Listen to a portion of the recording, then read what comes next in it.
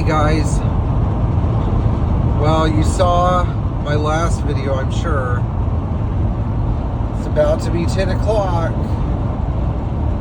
night shop hour, and I'm not kidding either. I mean, 10 o'clock is literally like my peak self, my peak well-being, my peak energy. If I could go play soccer at 10 o'clock, man, I would be an animal. I'd be like scoring 3 or 4 goals.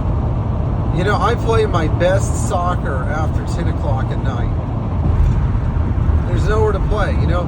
I also play okay in the morning, but it's funny because like I don't have a peak hour. I have like 2 peak periods of time, which is late at night, early in the morning. Middle of the day, I'm worthless. Middle of the night, I'm worthless, you know. But anyway, we're going to talk today a little bit about how a lot of people are overly motivated by money and finance. So the inspiration for this video is I know a lot of younger people who have businesses. They have small businesses. And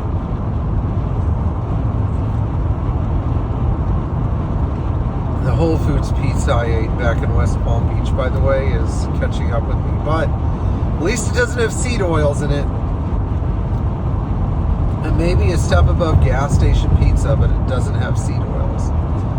So what I notice is that these guys who start their own businesses, they get real excited about one thing, and that one thing is scaling their business so they can make more money.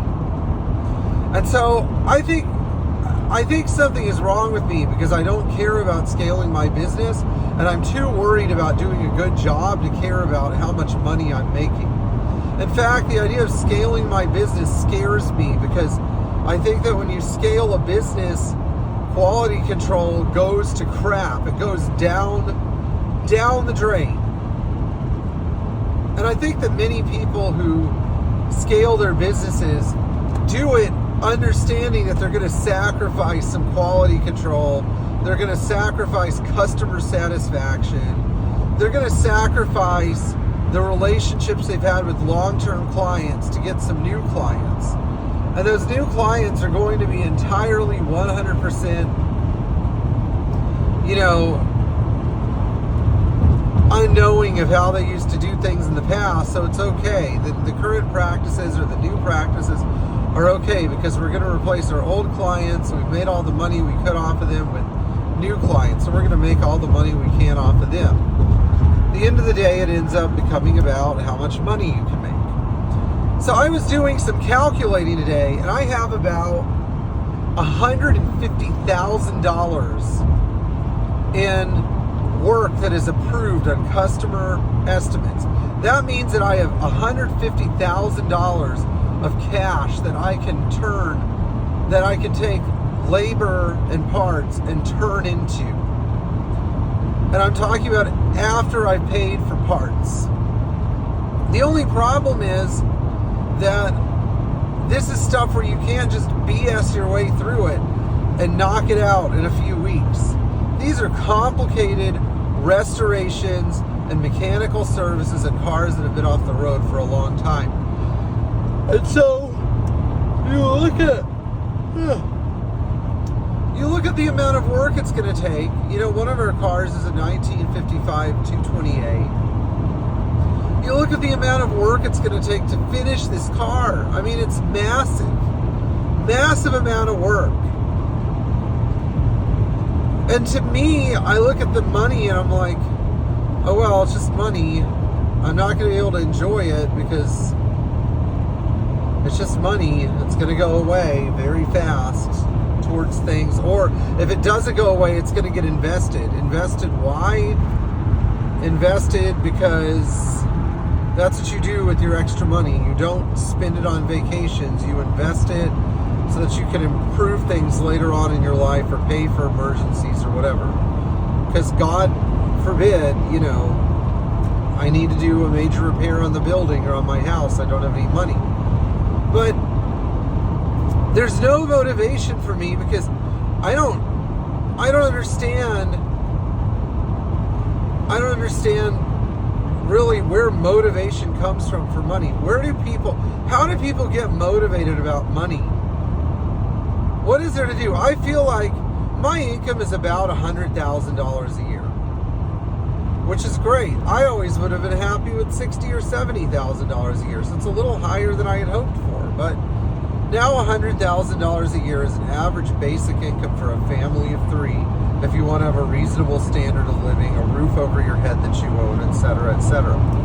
The funny thing is, though, that when I look at my actual income, it's not $100,000. My actual income is probably more like $30,000 or $40,000, because $60,000 of those dollars somehow find their way back into the business, whether it's putting gas in customer cars or having to make improvements on the house or shop that need to be done. It's just a very confusing process. And I think to myself, if I made $200,000 or $300,000 a year, would things be any different? Probably not. Because if I were making that much money, I wouldn't even have time to enjoy it. I'd have scaled my business so much that the business would basically own every minute of my life.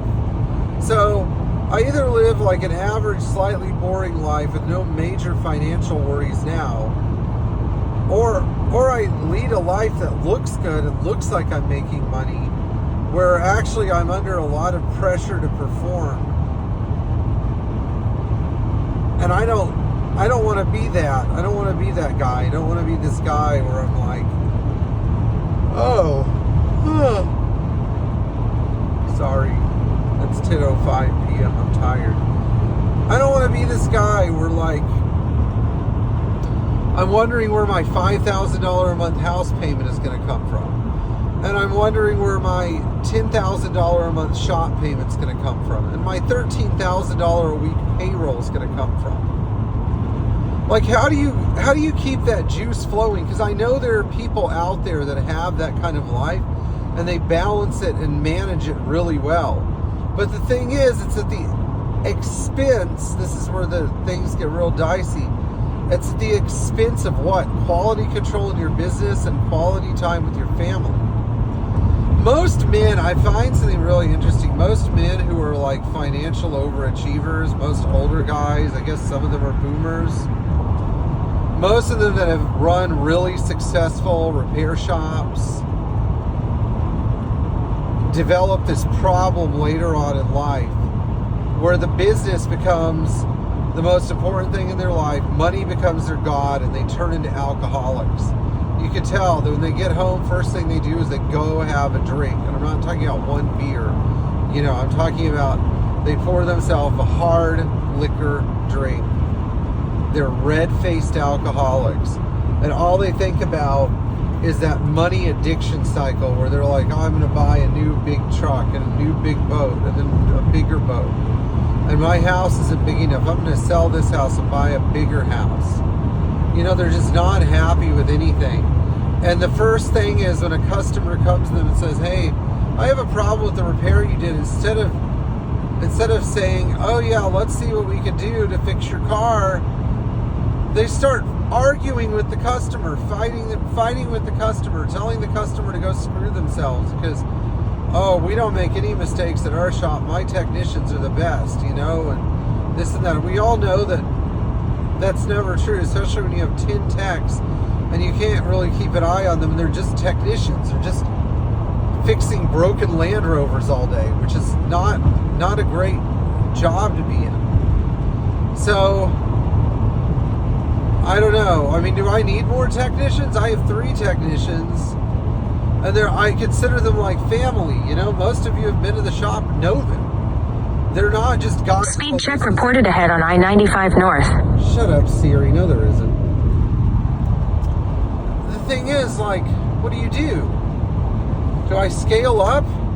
I feel like when you scale up, you have more unnecessary stress, even if you make more money. So, anyway, thank you guys for watching this. Maybe some of you should drop a line in the comments about how I could stand and make a little bit more money and not be too attached to making money.